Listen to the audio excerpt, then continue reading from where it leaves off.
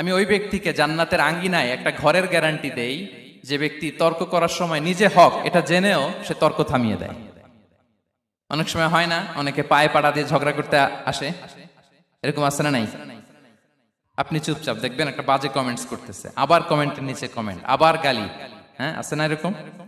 বিষ্ণু বলেন নিজে হক এটা জানার পরেও আর যাতে তর্ক না বাড়ে, যে তর্ক থামিয়ে দেয় জান্নাতের আঙ্গিনায় তাকে আমি একটা ঘরের গ্যারান্টি দেই। ওয়াবিবাইতিন ফি ওয়াসাতিল জান্নাতি লিমান তারাকাল কাযিবা ওয়া ইন কানা মাযিহান। আর ওই ব্যক্তিকে আমি জান্নাতের মাঝখানে একটা ঘরের গ্যারান্টি দেই যে ব্যক্তি কৌতুক করার সময়ও মিথ্যা পরিহার করে। করতেছে কৌতুক, ফান করতেছে আর কি, হি ইজ কিডিং, ফান করে, কৌতুক করে, কিন্তু কৌতুকের সময়ও সে মিথ্যা বলে না। এই স্বভাব যাদের, তাদেরকে আমি জান্নাতের মাঝ বরাবর একটা ঘরের গ্যারান্টি দেই।